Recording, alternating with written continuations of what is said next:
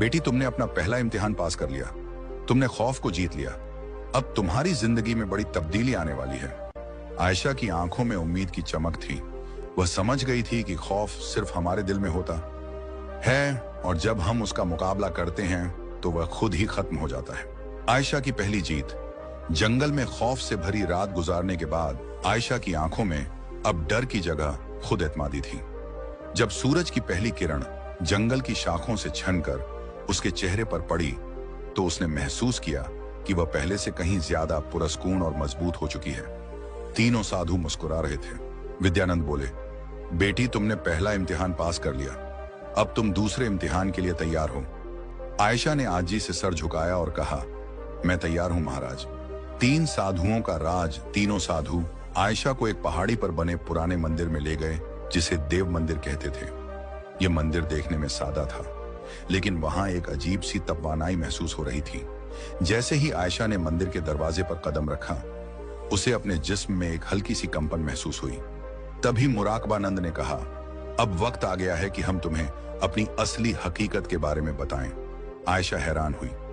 आपकी असली हकीकत? विद्यानंद ने अपनी आंखें बंद की और अचानक उनके जिस्म से एक तेज रोशनी निकलने लगी।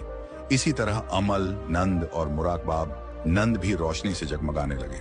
कुछ ही लम्हों में उनके सामने आम इंसानों की बजाय 3 देवी सूरतें खड़ी थीं। वह देवता थे। आयशा हैरत से देखती रह गई। वह कुछ बोल ना सकी।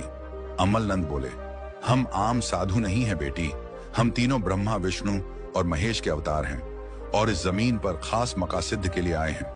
मुराकबा नंद ने आगे कहा, हमें हुक्म मिला था कि हम किसी ऐसे शख्स का इम्तिहान लें जो सच्चे दिल से अपना मुकद्दर बदलना चाहता हो, और हमने तुम्हें चुना। आयशा की आंखों में आंसू आ गए।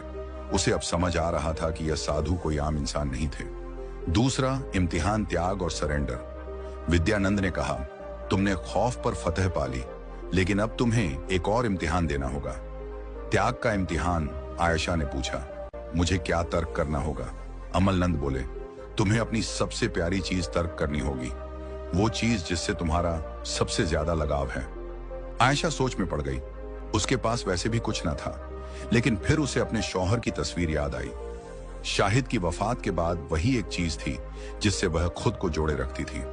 जब भी वह उदास होती, उस तस्वीर को देखती और अपने शौहर को याद करती। उसने आहिस्ता से पूछा, क्या मुझे अपने शौहर की तस्वीर छोड़नी होगी?